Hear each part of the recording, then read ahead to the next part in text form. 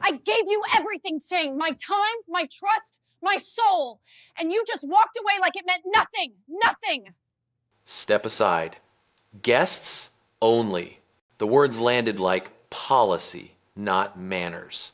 Behind the counter, the manager folded her arms posture, sharp as a lock. Her colleague watched, silent approval in her eyes. The woman they turned away didn't argue. She looked at the nameplate, then at the chandeliers above, their light cold as judgment. Her voice was calm, deliberate.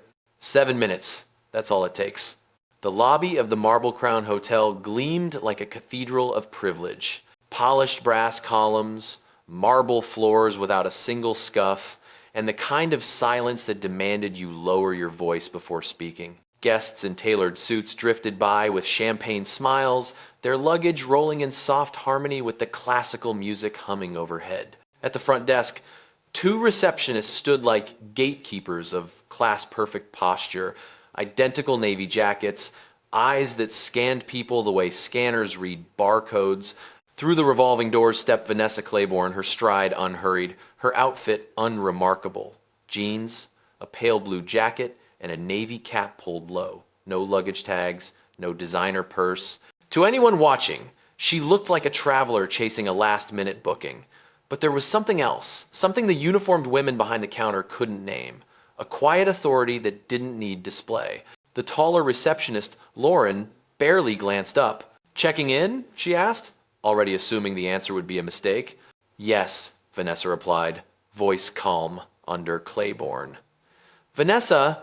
Lauren's fingers danced across the keyboard, nails clicking like impatient ticks of a clock.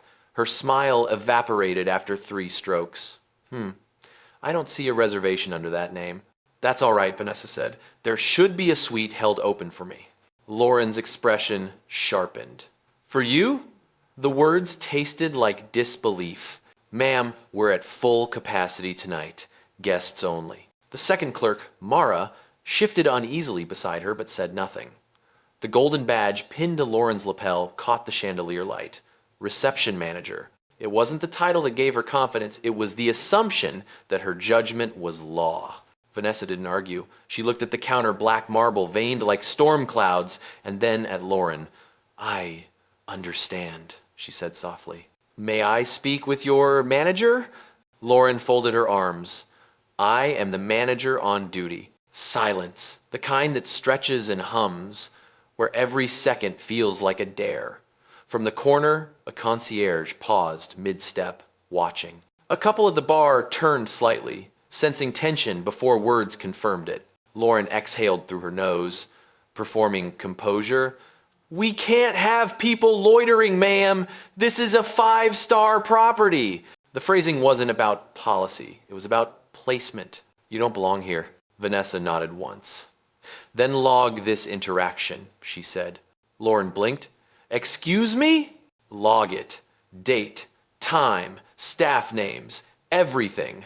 Her tone didn't rise, but the air seemed to shift, as though gravity remembered who it truly served. Mara hesitated. "Should I?" Lauren cut her off. "No, don't. Security will handle it." The uniformed guard at the door glanced over, uncertain. He'd seen that face before on the framed photo in the staff corridor, the one labeled Founder Clayborne Hospitality Group. But surely that couldn't be. Vanessa reached into her pocket, thumb hovering over her phone. She didn't lift her gaze. 7 minutes, she murmured, almost to herself. "That's all it takes." Lauren scoffed. "To do what? Leave?" Vanessa's eyes finally met hers, calm and level, to see who really works here. The seconds that followed didn't feel like seconds at all. The room seemed to tilt. Somewhere, a bellhop froze mid-step, unsure if he should intervene. The guard shifted his stance. Vanessa's thumb pressed one button. A call connected silently, the speaker muted. Somewhere across town, in the glass tower of Clayborne Corporate HQ, the operations vice president looked up at his ringing phone. Lauren cleared her throat, performing one last show of control. "Ma'am, I'll have to ask you to see." Vanessa's voice sliced through the air, measured, absolute. "Don't finish that sentence." The guard lowered his eyes. Guests began whispering. The chandelier's light no longer glowed warm, it cut cold like a stage spotlight before the curtain fell. Timestamp 000. 7 minutes until everything changes. 0:45. The seconds crawl. The lobby hums with the unease of a room that knows something's wrong but can't name it. Vanessa stands perfectly still near the marble counter, one hand resting on her phone, the other on the strap of her small leather bag. The same chandeliers that once glowed golden now glare white, reflecting the tension rippling through the air. The receptionist, Lauren, keeps pretending to type, but her fingers hover each keystroke slower, less confident than before. Security. Lauren calls over her shoulder, loud enough for everyone in the lobby to hear. The word bounces off the marble columns like a gunshot. Guests turn their heads. A businessman sipping espresso lowers his cup. A couple on the velvet sofa glance over, whispering. To them, Vanessa looks like a trespasser, a disruption in a world built for comfort and quiet discrimination. The uniformed guard at the entrance shifts his weight. His earpiece flickers, but he doesn't move. He knows who she is. Everyone does, at least. They've seen the photo in training. Vanessa Clayborne, founder and CEO. But training is theory, and fear of authority is practice. He waits, torn between the rules and the truth. Lauren senses the hesitation and mistakes it for weakness. Now, please, she insists. Escort her out. Vanessa doesn't blink. Her voice is steady, almost serene. If you touch me, the company's insurance will triple before noon. A nervous laugh ripples from somewhere near the bar. The guard freezes completely. The silence that follows isn't peace. It's the pause before the clock ticks louder. Mara, the second clerk, leans toward her colleague. Lauren, maybe we should... No, Lauren snaps. You let one of them walk over you, you lose control of the floor. That word then drops heavy, undeniable. Someone's phone camera clicks. Another guest, a young woman in a red coat, whispers to her friend, Did she just say that? The friend lifts her phone higher. Vanessa doesn't respond with anger.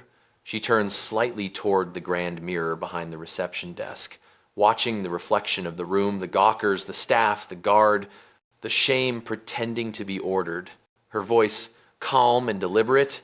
You said guests only. Lauren folds her arms. That's correct. Then note this, Vanessa says softly. You're about to lose every one of them. At Idernschürfen, Vanessa's phone vibrates once. Silent confirmation. The VP at Clayborne Corporate has received her call. Internal systems begin to flag Marble Crown. Location 14, audit priority, level 1. Lauren catches the motion of the phone but doesn't understand the machinery she's just triggered. Miss, I'm done arguing. If you don't leave... Who said I was arguing? Vanessa asks, her tone smooth as glass. I'm observing. Mara steps back, unsettled. Her voice is barely a whisper. Lauren, that's Vanessa Clayborne. Lauren laughs, brittle. Don't be ridiculous. The owner doesn't just walk in off the street. Vanessa tilts her head. Exactly. The owner walks in through the door, same as everyone else. That's the point. Behind her, the elevator chimes. Two men in dark suits step out, scanning the room. One of them, the older with silver hair, spots Vanessa instantly. His face tightens not in surprise, but recognition. 1:45. The crowd senses the shift before anyone speaks. Lauren's confidence falters. Her posture stiffens. She tries to reclaim control. Ma'am, if you don't comply, I'll be forced to. Vanessa's phone lights again. A text flashes across the screen. Audit team inbound ETA 5 minutes. She looks at Lauren, voice low. 5 minutes. For what? Lauren sneers. Vanessa slips the phone into her pocket. For accountability. The guard takes a step back. The guests murmur.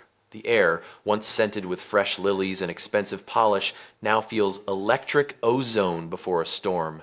Darn Senschurfen, Mara whispers. Lauren? Maybe she's telling the truth. Lauren doesn't answer. Her throat tightens as Vanessa looks at her one last time and says quietly, I'll be right here. The clock continues. 4.5 minutes left. 3. The sound of a lobby changes when a secret begins to spread. Conversations hush. Glassware stops clinking, and even the pianist at the far corner lets his hands hover above the keys, pretending to look for his next note. The energy shifts from luxury to tension. Everyone feels it, but no one knows why. Vanessa stands motionless in the middle of the lobby, the kind of stillness that draws gravity toward it. Her phone rests loosely in her hand. The timer on its screen runs quietly in the background, counting each second with surgical precision. 7 minutes. No more, no less. Lauren keeps her chin high, but her breathing betrays her. "You're still here?" she mutters, trying to sound in control. "Security. Why hasn't she been escorted out?" The guard hesitates again. He's sweating under the collar of his uniform. "Ma'am," he starts, but his tone is gentler now, uncertain. "Maybe we should double-check the name." Lauren cuts him off. "Don't question my orders." The clerk beside her, Mara, can't stay quiet anymore. "Lauren, I really think we should check. Her name Clayborne, it's the same as." Lauren slams her hand on the counter. The sound cracks like thunder across the marble floor. "Enough, Mara! We have policies here. We don't make exceptions because someone claims to be important." Vanessa finally speaks, soft but clear. "That's the second time you've said, 'we.' Who exactly are we?" The question hangs in the air, not angry, not defensive, just sharp enough to slice through pretense. Guests exchange looks. A teenage boy filming from the corner whispers to his father, "Dad, that's her." From the news, the hotel CEO, right? The father hushes him but doesn't stop recording. Across the room, the bellhop who's been silently stacking luggage straightens. He's young, early 20s, name tag reading E. Alvarez. His mother works housekeeping in this same hotel. He's seen Vanessa's face in employee newsletters, the photo captioned, "Our founder, the standard of excellence." He swallows hard and steps forward. "Miss Clayborne?" he asks quietly. Lauren spins. "Excuse me?" The boy nods toward Vanessa. "Ma'am, I think this is way." "Back to work," Lauren snaps, panic slipping through her voice. "Now." The boy hesitates. Vanessa meets his eyes, steady, kind, unspoken permission to hold his ground. He doesn't move. Lauren's composure fractures. She turns to the crowd, voice raised, brittle with fear disguised as authority. "People, please, this is private property. There's nothing to see here." But there's everything to see. Cameras are already up, phones glowing, red record icons blinking like tiny sirens. A tourist in a white blazer whispers, "She's calm. Look at her. Why is she so calm?" Vanessa takes one slow breath, then steps closer to the counter. "Because I've seen this scene before," she says. "Different city, different staff, same mistake." Lauren opens her mouth to answer, but nothing comes out. For a distant ding, the elevator doors part again. This time, the sound is sharper, heavier. Two men in tailored suits step out corporate staff from headquarters. The taller one, Mr. Quinn, head of operations, spots Vanessa immediately. His pace quickens. "Miss Clayborne," he says, breath tight. "I came as soon as I got the call." Lauren blinks confused. "You know her?" "That's..." He looks at her like she's spoken another language. "That's the owner of this hotel." Murmurs sweep through the lobby like wind through glass. Guests gasp. The boy, E. Alvarez, exhales in relief. The guard lowers his eyes. Lauren stumbles back. "Wait, this can't mar?" Quinn's voice is ice. "I suggest you stop talking." Vanessa doesn't gloat. She doesn't even smile. She simply turns to Mara and says, "Thank you for speaking up." That's what integrity looks like. 4:45. The phones keep filming. The truth is now public, irreversible. Lauren's posture collapses under the weight of realization. Her voice shrinks. "I didn't know." Vanessa tilts her head. "That's the problem." You never asked. The lobby. Moments ago, a sanctuary of ego now feels like a courtroom. Every chandelier beam turns witness light. Every reflection on the marble floor records judgment. And through it all, Vanessa remains still unbothered, unshaken, quietly powerful. Wudan.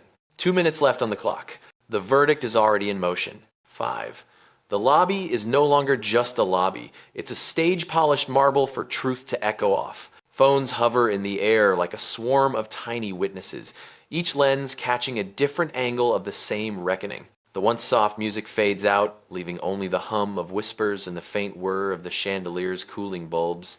Vanessa doesn't move from her spot. She doesn't need to. The room bends around her silence. Next to the reception counter, Lauren's face drains of color. She clutches the edge like it's the last stable thing in a collapsing world. Her lips part as if to speak, but the words tangle in fear. The elevator dings again. This time, 3 people step out. Darren Quinn, head of operations, Elise Han, director of HR, and a third man in a gray suit carrying a slim leather folder.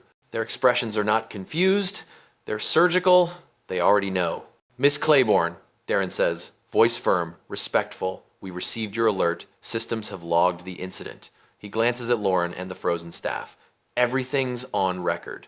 Whitey Wes. Lauren stammers, I didn't realize. Vanessa cuts her off with a look. Not anger, just authority. You realized enough to enjoy it, she says quietly. You just didn't think it mattered. Mara stands behind the counter, hands trembling slightly. Her eyes darted between her manager and the executives. Darren nods to her. You're Mara Collins? Yes, sir. You'll stay. The rest of this desk, team off duty, effective immediately. Gasps ripple through the onlookers. Lauren's knees weaken. You can't win. Elise steps forward. We can, and we will. Every policy you misuse will be reviewed under Ethics Clause 7B. Her tone is gentle but final, the way a judge might sound when delivering a sentence that's already signed. Vanessa's gaze sweeps across the lobby over the guests filming, the guard now standing straighter, the bellhop gripping his luggage cart like it's a shield. End the charade, she says. Send word to corporate. Site audit begins tonight. This branch goes under review. Darren nods, pulling out his phone. Already initiated. HR will lock credentials in 2 minutes. Lauren finally finds her voice. Please, this was just a misunderstanding. Vanessa looks directly at her. No. A misunderstanding ends when you listen. You never listened. The lights flicker slightly as the internal system resets. On the reception monitor, a red notice flashes. Access revoked. Front desk team. Lauren's badge beeps once, then dies in her hand. Mara steps closer to Vanessa. Ma'am, I thank you for not letting this slide. Vanessa gives a small nod. You spoke the truth when it wasn't safe. That matters. The guests begin to applaud quietly, not mock applause, but the slow rhythm of people witnessing justice happen in real time. Someone whispers, she's really the owner. Another voice, finally, someone with power did the right thing. 6. The minute hand on the ornate wall clock moves. 7 minutes isn't over yet. Elise turns to Vanessa. Would you like us to clear the lobby? Vanessa shakes her head. No, let them see. Let them remember what accountability looks like. Lauren's mascara streaks as she lowers her eyes. I didn't mean to offend you, she murmurs. It's not about me, Vanessa replies. It's about everyone who'll come after me and meet your version of policy. The chandeliers above hum louder, catching the rhythm of the room's tension. The air smells different now, not of perfume and polish, but of correction. Darren checks his phone again. Corporate confirms transfer of authority. Interim manager to be assigned in 30 minutes. Vanessa nods once, decisive. Freeze the bonus fund. Allocate half to staff retraining, half to employee relief. Integrity should never depend on a paycheck. The applause grows louder. Cameras flash. A guest calls out, "You're incredible!" Vanessa doesn't respond. She isn't here for applause. She turns to Mara. You'll oversee the audit team. You've earned that trust. Mara's eyes widened. Mamie? Yes, Vanessa says, because you remembered what decency sounds like. The clock ticks to 6:45, 7 minutes almost complete. The humiliation that began as a whisper has transformed into a verdict broadcast across the marble walls. Lauren stands frozen, badge dead in her palm, while Vanessa, composed, silent, unhurried, looks once around the lobby that once tried to push her out. Tidian. Justice arrives, not with shouting, but with the sound of systems shutting down. 7. The moment arrives not with shouting, but with the sound of power realigning itself quietly, mechanically, without mercy. The red lights on the reception monitors blink once, then fade to black. Every terminal logs out simultaneously. Badges lose their access tone. The system, once built to exclude, now shuts its own gate on the people who used it to humiliate. Lauren's fingers tremble over the dead keyboard. It's not responding, she whispers. Her reflection in the glossy counter looks smaller now, stripped of authority. Around her, the staff she once commanded avoid eye contact. The uniformed guard exhales, a quiet sound of relief. He knows what this means. Vanessa steps forward. Her heels click against the marble like a gavel hitting the bench. She doesn't raise her voice. She doesn't have to. This building has my name on it, she says, her tone as level as a contract clause. And that means my standards are the law here. You failed those standards. Lauren looks up, her mascara smudged, voice breaking. Please, Miss Clayborne, I didn't know it was you. Vanessa cuts her off, calm but absolute. That's exactly the point. You didn't need to know it was me to treat someone with respect. The line lands like a verdict. Gasps ripple through the crowd. Phones keep recording. Somewhere, a woman whispers, that's going viral tonight. Darren, the operations head, speaks quietly to Elise, the HR director. Team removal confirmed. Legal will issue termination letters before midnight.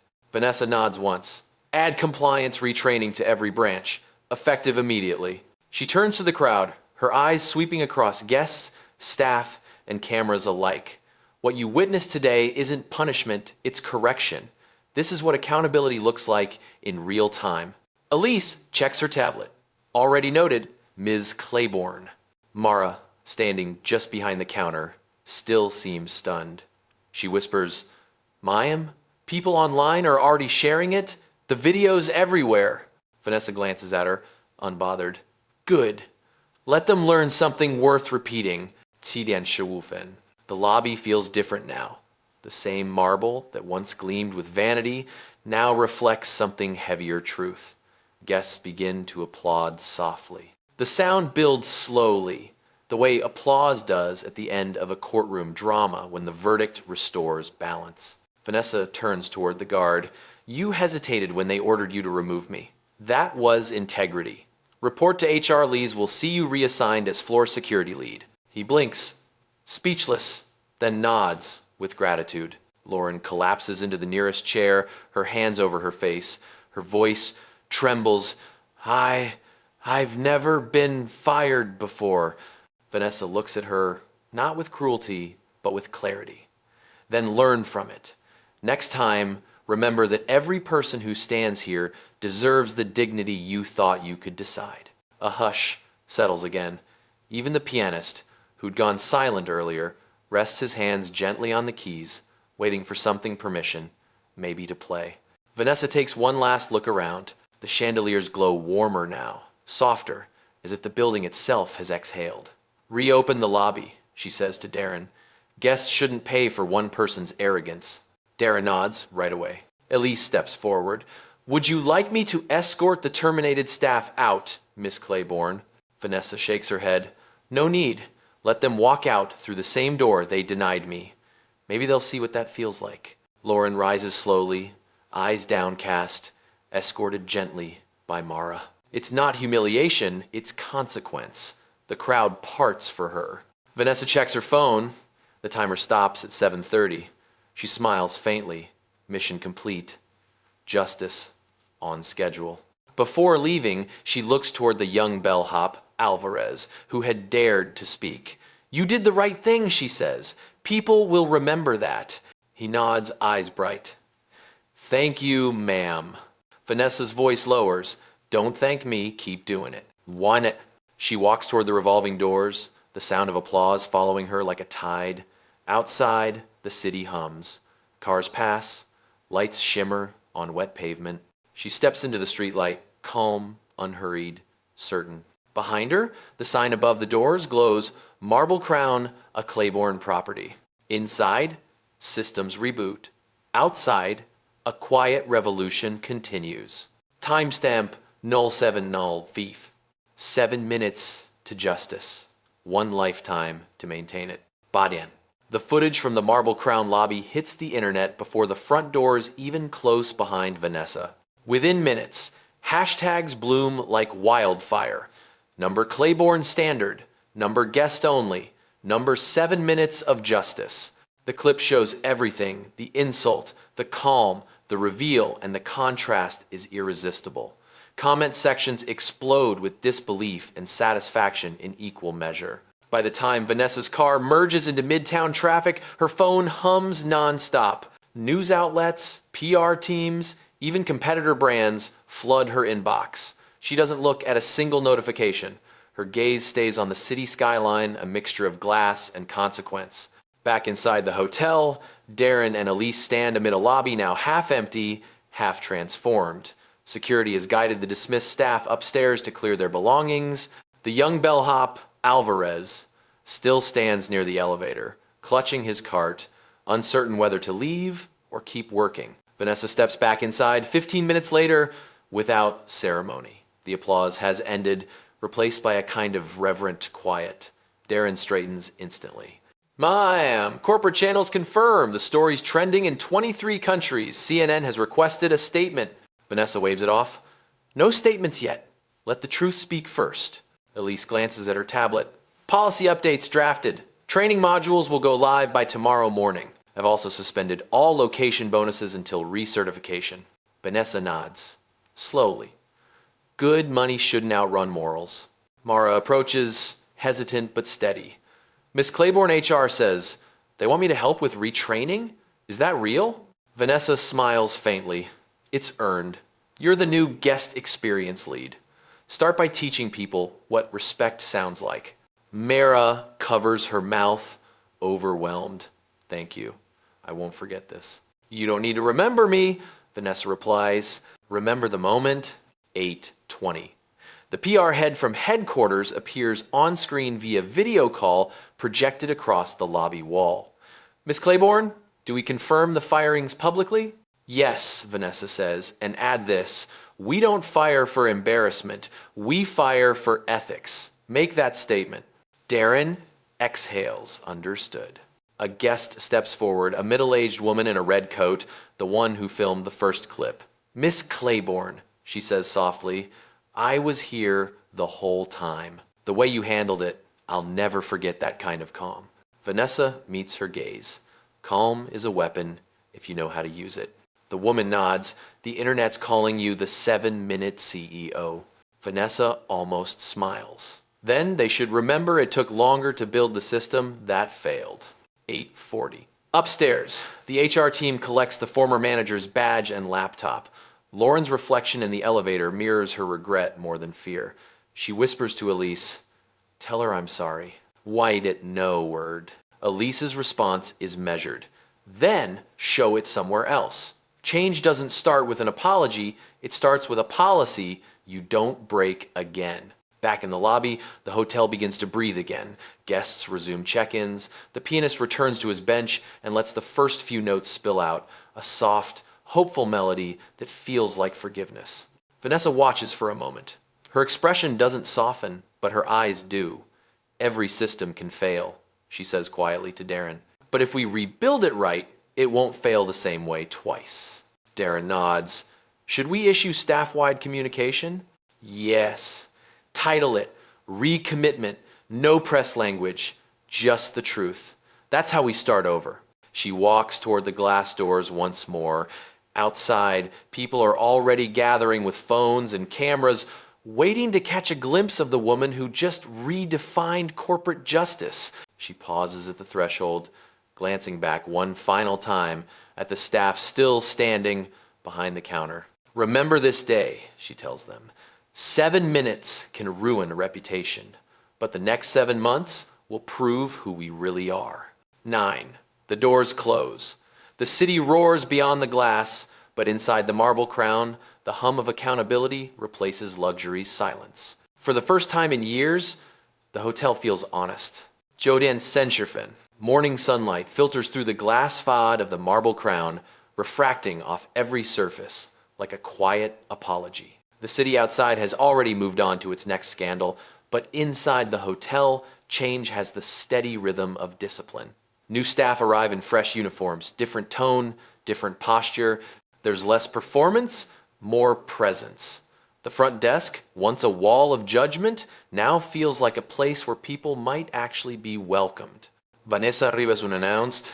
She doesn't travel with assistants or security this time. She walks through the lobby carrying only a tablet and a paper cup of coffee. The employees recognize her instantly, though she never wears a name badge. Silence ripples through the space, not out of fear, but respect.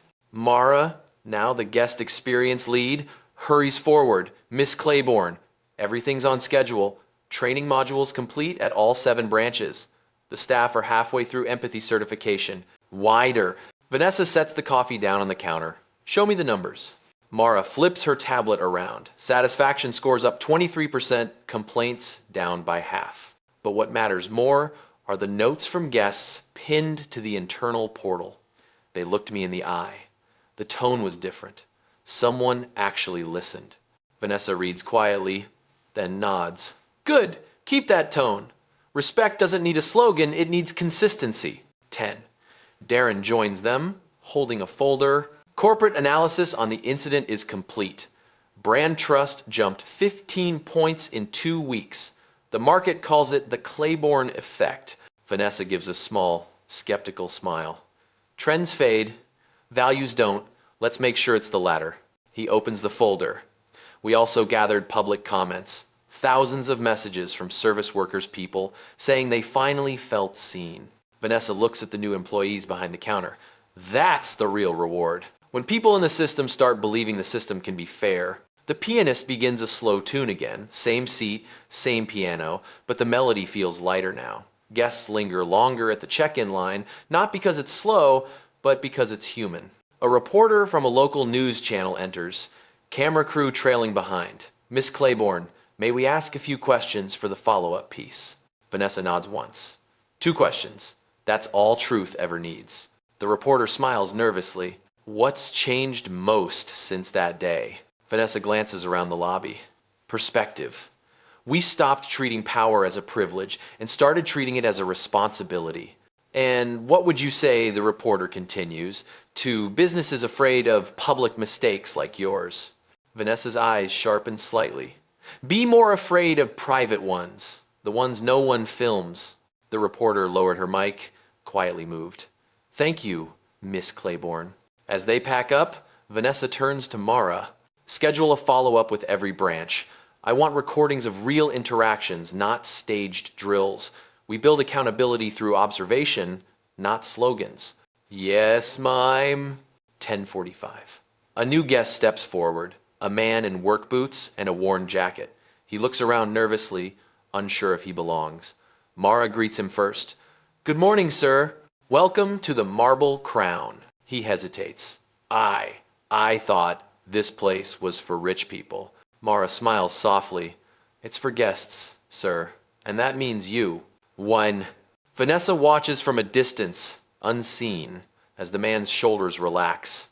She nods to herself, quietly. This is the real rebrand. Not the trending hashtags, not the market spike, just one human being treated with dignity in a place that once failed to recognize it. 11. Vanessa picks up her coffee again, now cold, and heads toward the doors. Darren calls after her. Heading back to HQ? She shakes her head. No. Heading to branch 15. If culture is fixed here, it can be fixed anywhere. Outside, the city glows bright. A bus passes with an ad on its side. The Clayborne Standard, 7 minutes to accountability. Vanessa chuckles softly. They still don't get it, she murmurs.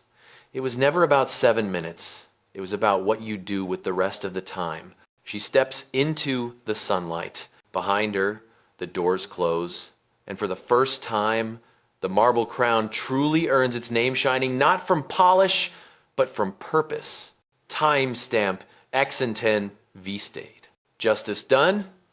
Culture reborn. 90 days later.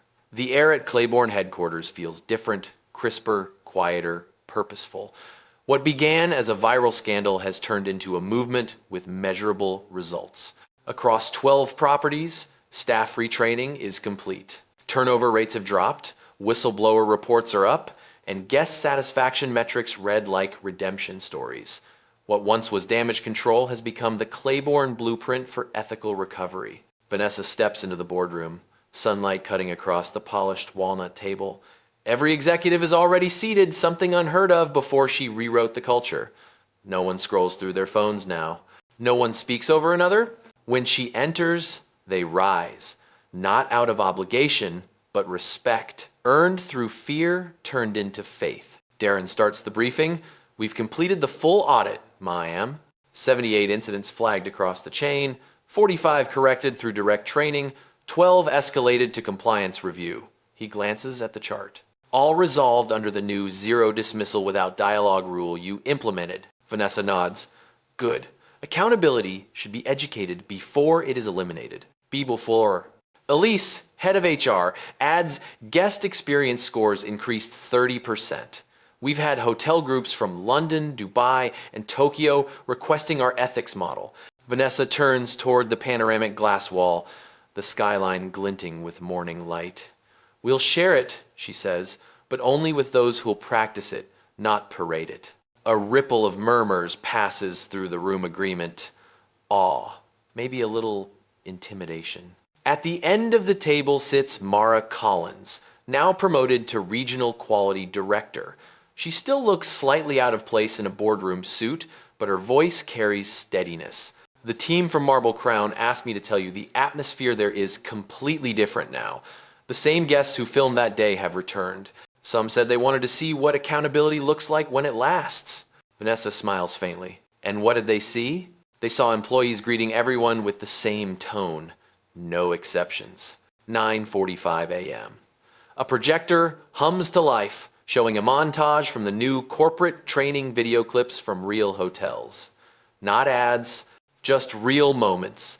A front desk clerk helping an elderly traveler with a reservation. A housekeeper being applauded at a staff meeting. A manager kneeling to apologize to a guest for a service error. The closing screen reads, "The Clayborne Standard. Dignity is policy." But Mosin. When the lights rise, the room is silent for a long time. Then Darren says softly, "You realize this isn't just hospitality anymore, right? It's a case study in systemic change." Vanessa looks at him. Good. Then let's treat it like one. Document everything, publish the findings. Not in a magazine, in the employee handbook. Laughter breaks the tension, genuine and light. 10:15 a.m. A notification pops up on Vanessa's tablet. A major business school requests her to deliver a guest lecture on leadership after crisis. She scrolls past it. The next email reads, Department of Commerce Recognition Nomination Corporate Integrity Award. She sets the tablet down. We didn't do this for awards, she says. We did it because ethics can't be reactive. It has to be routine. Mara nods. Still, it's nice when the world notices. Vanessa looks up, smiling slightly. The world always notices. The question is whether it remembers. 10:45 a.m. The meeting adjourns. Vanessa walks alone down the corridor lined with portraits of company founders. Her photo now hangs among them, not posed, but candid, taken that day in the Marble Crown lobby. Beneath it, a plaque reads, The Standard is you. She pauses before it, remembering the weight of 7 minutes that changed an entire corporation. Outside the window, the city hums with the rhythm of work taxis, sirens, skyscrapers catching sunlight. Her reflection merges with the skyline, symbol, and woman becoming one. She exhales slowly. The work isn't over. It never is. But for the first time, the system feels honest enough to sustain itself. Timestamp, Aish Onau. 3 months later, the verdict still holds. Justice kept its schedule and dignity became company policy. 6 months later, the ballroom of the Grand Meridian Hotel in Washington, D.C. buzzes with the kind of energy that only comes when power and conscience share the same space. Chandeliers glimmer overhead, but tonight their light feels less ornamental, more symbolic, a reflection of transparency instead of vanity. 1,000 guests fill the room. CEOs, policymakers, journalists, civil rights advocates. The banner across the stage reads, "The Ethics of Service, Rebuilding Trust in Modern Business." When Vanessa Clayborne sits quietly at a round table near the front, a silver nameplate before her. Keynote speaker. She's dressed in the same calm palette she always prefers: charcoal gray, minimal jewelry, presence over polish. Cameras flash every few seconds, but she doesn't pose. She studies the other attendees' faces she's met in boardrooms, airports, and crisis meetings over the last year. Many of them had called her reckless when the Marble Crown video went viral. Tonight, they're here to learn. The moderator's voice carries over the speakers. Please welcome Miss Vanessa Clayborne, founder and CEO of Clayborne Hospitality Group, the architect of what many now call the 7-minute revolution. Applause rises, layered, thunderous. Vanessa walks to the stage slowly, unhurried, like someone who knows the message matters more than the moment. She stands behind the podium, taps the microphone once, and lets the room settle. When the world saw that video, she begins, "They saw a woman denied a room in her own hotel. But that's not the story I tell myself." What I remember is the silence between those words, the 7 minutes where everyone chose who they wanted to be. The audience leans in. "I learned something that day," she continues. "Power doesn't reveal character, access does. How we treat someone when we think they can't affect us, that's the real audit." I wonder, cameras, click, pens, scratch, nods ripple through the crowd. Vanessa's tone stays even, almost conversational. People ask me why I didn't yell, why I didn't threaten. Because anger corrects behavior, but calmness reforms systems. I didn't need to shout to be heard, I just needed to log everything. The phrase "log everything" draws a low murmur of recognition. It's become the mantra of Clayborne Hospitality's internal reform program. Behind her, a screen fades in with images, before and after photos of hotel lobbies, employee gatherings, scholarship recipients from the new Clayborne Ethics Fellowship. These faces, Vanessa says, gesturing to the screen, are not success stories. They're continuity stories. Proof that justice isn't a headline, it's a habit. Applause swells again, but she raises her hand slightly, signaling them to pause.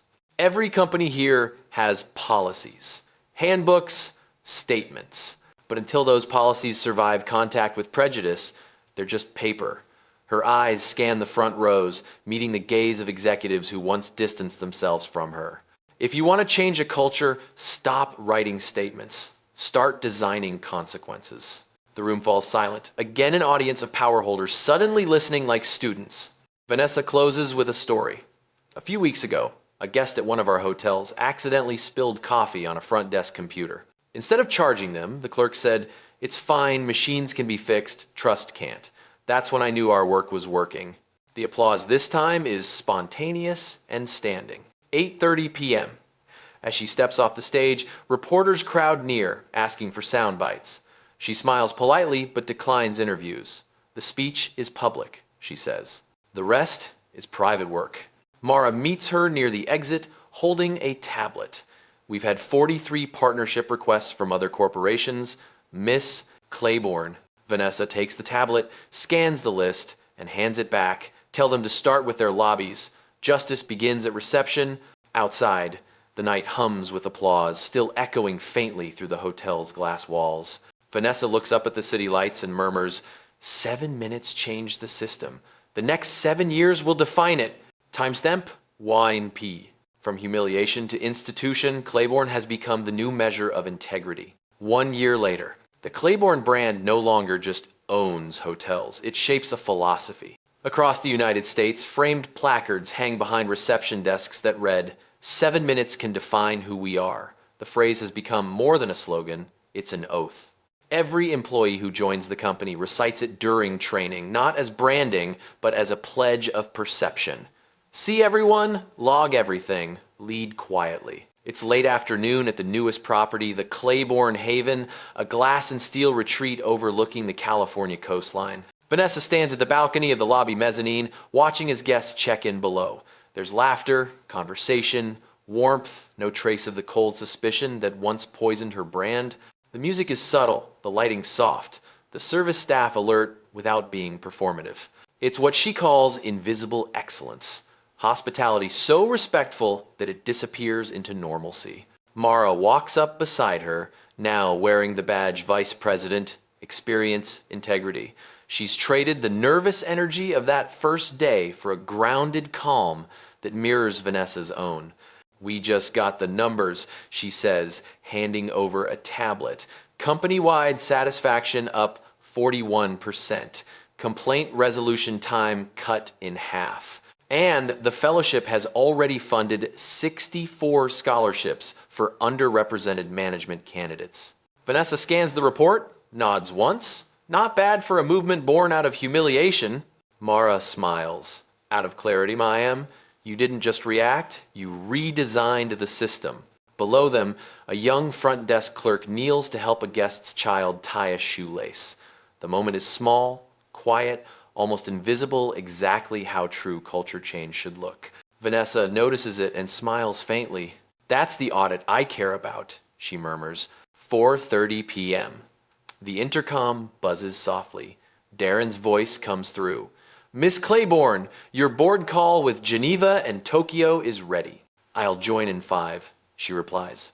When she turns back, the ocean glows gold under the setting sun. "It's funny," she says to Mara. "A year ago, people thought this was a PR stunt. Now we're teaching universities how to implement ethical escalation protocols." Mara laughs lightly. "You built an empire out of restraint." Vanessa tilts her head. "No, we built it out of memory." They walk toward the private elevator together. Along the hallway, walls hang photos from the Marble Crown incident, carefully curated frames showing not the chaos, but the moments after. The handshake with the guard, the reinstatement meeting with Mara, the first new employee orientation.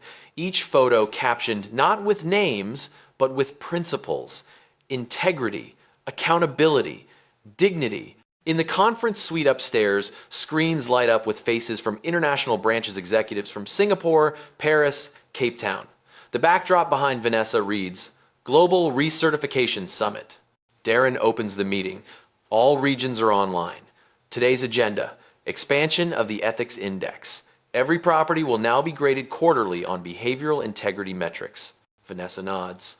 And make the results public. Transparency only works when it's uncomfortable. So show, sales bold. An executive from London smiles wryly. "Ma'am, that might scare off investors." "Then we'll attract the right ones," she replies without hesitation. 5:15 p.m. The meeting flows smoothly. Data, strategies, long-term sustainability. But as it ends, Vanessa pauses before signing off. "Before we close," she says, "remember this. Systems don't decay in chaos. They decay in comfort. The minute we stop auditing ourselves is the minute we become the people we replaced." The screen fills with nods. The call ends. Mara closes her tablet. Thoughtful. "You think they'll really hold to that?" Vanessa looks out the window again, where the Pacific stretches endless and calm. "They will," she says quietly, "because the ocean doesn't forget its tide, and neither do we." 6 p.m. Downstairs, the lobby glows in the soft amber of sunset. Guests sip wine, children laugh, and staff greet each other by name. A small plaque near the entrance catches the last beam of light. Founded on one truth: respect is the real luxury. Vanessa reads it on her way out, a faint smile curving her lips. Timestamp 60:59:51. A year later, the 7-minute verdict has become the 7-year vision proof that quiet justice can outlast any storm. 2 years later, what began as a single viral confrontation in a marble lobby has evolved into a living curriculum. Universities cite it, corporations study it, and the Clayborne Code 7 Guiding Principles for Ethical Leadership is now required reading in MBA programs across the country. The phrase 7 minutes to justice has transcended social media. It's become a framework for reform in industries that once believed empathy couldn't be standardized. Inside a packed auditorium at Howard University, Vanessa Clayborne walks onto the stage. She's not here as a CEO this time, but as a visiting professor guest lecturer for the course Ethics in Enterprise Systems. The students rise when she enters, an instinctive gesture of respect. She waves them down with a soft smile. "Sit," she says. "Authority isn't a performance, it's a loan." Behind her, the projection screen shows a simple slide. Case study, the Marble Crown audit. There's no logo, no dramatic headline, just the facts and timestamps from that day 2 years ago. A student raises her hand. "Miss Clayborne, when that incident happened, were you angry?" Vanessa pauses. "Anger isn't the problem," she answers. Unchanneled anger is. The system expects us to react so it can justify itself. The only thing it doesn't know how to handle is discipline. Another student speaks up.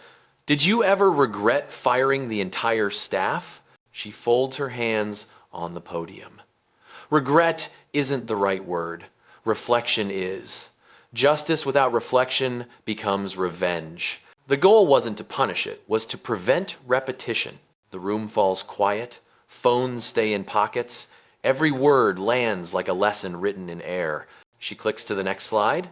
Images fill the wall. New Clayborne hotels with diversity councils, staff-led audits, leadership mentoring programs. The data underneath reads like Vindication 0, verified discrimination complaints in 12 months. That, Vanessa says, is what reform looks like when accountability doesn't expire. 11:30 a.m. After the lecture, students crowd around her for questions and photos. She poses with them briefly, then slips outside into the cool autumn air. The campus hums with youth and possibility. It reminds her of the early days selling her first boutique coffee stand, fighting banks for loans, hearing no more times than she could count. Now, those same institutions host her as an authority on ethics. Mara meets her at the gate, tablet in hand, now visibly comfortable in her new role as Chief Culture Officer. Miss Clayborne. The Department of Labor just called. They want to collaborate on a national hospitality ethics framework. Vanessa smiles faintly. So the government's catching up? Looks like it. Mara says they're calling it the Clayborne Protocol. Vanessa's laughter is low and knowing. Let's make sure it's accessible, not ceremonial. Real change doesn't wear a ribbon. We're clothed. They walk across the courtyard, leaves crunching underfoot. 2 years ago, Mara says, we were fighting to keep one hotel from collapsing. Now you're rewriting policy at a national level. Did you ever imagine this? Vanessa shakes her head. I didn't imagine the scale. I imagined standards. The rest followed. 12:15 p.m. Her phone vibrates with a notification and email titled Nomination Presidential Medal of Business Integrity. She doesn't open it. Instead, she looks up at the students watching her from the library steps and says quietly, if integrity becomes fashionable, we're in trouble. Let's keep it inconvenient. Mara laughs softly. You're allergic to praise. You know that? I'm not allergic, Vanessa says, smiling. I'm just immune to short memories. They reach the car. Reporters wait at a distance, but she waves them off with a gentle nod. Tell them the lecture's story, she instructs. As the car pulls away, the camera crews catch one last shot. Vanessa leaning her elbow against the window, watching the university fade behind her. Her reflection overlaps the Clayborne logo on the car door, symbol and substance. Once again, the same. Timestamp, quantized port ver, people M. 2 years later, the lesson endures. Power fades, but proof doesn't. And every system still has 7 minutes to decide what it stands for. 5 years later, the Clayborne Group has grown into a multinational network of hotels, academies, and consulting arms. Yet the core remains the same. The standard is you. What began as a story of exclusion has evolved into an institutional model of justice management. Across continents, lobbies display the Clayborne Code etched into brass. Dignity is non-negotiable. Power is borrowed, not owned. Every interaction is an audit. Correction outweighs image. Log everything. The headquarters in New York hums quietly at dawn. Vanessa stands in the glass-walled boardroom, looking out over the skyline she once entered as a struggling entrepreneur. Her hair shows faint streaks of silver now, but her presence has only sharpened. Behind her, Screens flicker with data from 42 branches across the globe, customer analytics, ethics reports, equity scores. Darren, still head of operations, walks in holding a sleek tablet. Audit results came in early, he says. Overall compliance at 98%. 2 branches flagged for retraining, Cape Town and Singapore. Nothing major. Vanessa nods. Perfection isn't the goal. Honesty is. Mara enters next, now the youngest board member in the company's history. We also got the invite, she says, handing over an envelope. World Economic Forum. They want you to keynote the session on the economics of dignity. Vanessa raises an eyebrow. 5 years ago, they called me disruptive. Maragrins? Now they call you essential. Vanessa studies the envelope but doesn't open it. Titles change faster than systems, she says softly. Keep the company's focus inward. The moment we start chasing applause, we'll forget the architecture that made us worthy of it. 9 a.m. The board meeting begins. Around the oval table sit 12 directors representing every continent. Each report ends with the same closing line. Ethics metrics verified. No deviation. It's not recited from fear, but ritual, a shared memory of the day. One woman turned humiliation into infrastructure. When the reports finish, Vanessa turns off the projector. I want to add something to next year's charter, she says. A new metric, compassion yield. Track how often staff go beyond policy to preserve a person's dignity. If we can measure profits, we can measure grace. The room falls silent for a moment before breaking into quiet applause. Elise, now semi-retired but attending as consultant, smiles. You always did find a way to make morality sound like logistics. Vanessa chuckles. Because it is. Systems don't have souls, but they can carry conscience if we write it into their code. 10:30 a.m. The meeting ends. Vanessa steps into the hallway lined with photographs, staff celebrations, scholarship recipients, and the iconic still frame from the Marble Crown incident. Her standing across from the reception counter, calm, deliberate. Beneath the photo, a brass plate reads, 7 minutes that redefined accountability. A young intern waits nearby, holding a notepad nervously. Miss Clayborne, may I ask something? Of course, Vanessa says. The intern swallows. Do you ever think about that day? The lobby, the people you fired? Vanessa's expression softens every day. That's the point of justice. It's not meant to be forgotten. It's meant to be reviewed. She gestures toward the plaque. Every generation inherits 2 ledgers, money and memory. The first fades. The second teaches you what not to repeat. The intern nods slowly. Thank you, ma'am. Vanessa offers a small smile. Don't thank me, audit me. That's how you honor the standard. Righto, and 11 a.m. She steps back into her office. On her desk sits an unopened award from the Global Business Council Lifetime Achievement in Ethical Leadership. She leaves it in its box. Instead, she picks up a framed photo of her and Mara at the first staff retraining 5 years ago. Outside, the city roars with Friday motion, taxis and ambitions colliding. Vanessa watches quietly, hand resting on the glass. 5 years. One company transformed, countless systems watching. Timestamp 11:50 a.m. Justice has become infrastructure. And the woman who once said, log everything, now runs a world that finally does. 7 years later. The world has changed, but Marble still remembers. The Marble Crown, the same hotel where everything began, stands taller now. Renovated, but not replaced. Its lobby gleams under softer light, no longer a temple of exclusion, but a sanctuary of proof. The same brass counter gleams, but the nameplate now reads, Front Office Director E. Alvarez. The bellhop who once froze in fear now runs the place. Outside, a black town car pulls to a stop. Vanessa Clayborne steps out slowly, wearing a simple charcoal coat and the quiet assurance of a woman who has outlasted her critics. She carries no entourage, no announcement. The doorman recognizes her instantly and nods deeply. Welcome home, Miss Clayborne. Inside, the lobby hums, with warm families, travelers, executives, all flowing through the same space without friction. No one lowers their voice at the sight of her. No one postures. The The chandelier light feels softer, human. Vanessa takes a slow walk through the lobby. A few guests glance up, whispering, then smile, not out of reverence, but gratitude. Near the desk, Alvarez steps out from behind the counter, eyes bright. "Miss Clayborne," he says, shaking her hand. "We've been waiting for you." "I can see that," she replies. The place finally breathes. He gestures toward a plaque mounted near the counter. It's small, polished brass, engraved with her handwriting. Dignity is the real check-in.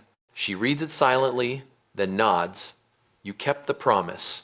"We built on it," Alvarez says. "Every new employee watches the original 7-minute footage during onboarding. It's not about punishment, it's about remembering why we exist." Vanessa walks to the same spot where she once stood as a guest, denied entry. The marble under her feet carries that memory like a vein of truth through stone. 7 years, she says quietly, feels shorter when you build forward instead of backward. Mara enters from the elevator, now in her mid-30s, wearing the badge of Chief Integrity Officer. She joins Vanessa with a soft smile. Headquarters called. The global audit hit 100% compliance. Every location passed. Vanessa raises an eyebrow. "Even Singapore?" Mara laughs. "Even Singapore. Whites." They stand together, two women framed by the same chandeliers that once cast judgment but now reflect grace. A journalist approaches hesitantly. "Miss Clayborne, may I ask one question for the anniversary piece?" Vanessa gestures politely. "One. What's the most important lesson these 7 years have taught you?" She looks around the lobby, the staff greeting guests by name, the concierge helping a child find her teddy bear, the light falling evenly on every face. "That justice isn't a moment," Vanessa says softly. "It's a maintenance schedule. You don't win it, you serve it." The reporter smiles, visibly moved. "That line will live forever." Vanessa shakes her head. No line lives forever. Behavior does. 11:45 a.m. She walks toward the doors. The same sunlight that once marked humiliation now crowns her exit. As she steps outside, a small crowd waiting on the sidewalk begins to clap. Not the wild applause of spectacle, but the measured rhythm of acknowledgement. Across the street, a young girl filming on her phone calls out, "Miss Clayborne, what do we call this story?" Vanessa turns, her voice calm, almost amused. "Call it 7 minutes that grew up." The girl laughs. Still recording. "What does that mean?" "It means," Vanessa says, "we stopped reacting and started designing." Why till... She offers a brief wave, then slips into her car. The doors close, the world outside continues, efficient, fair, ordinary. Inside the lobby, the clock above the counter reads 12 noon. Alvarez looks up at it and smiles. Timestamp, quad est p, mean. 7 years after the insult, the system no longer needs saving, because it learned to save itself.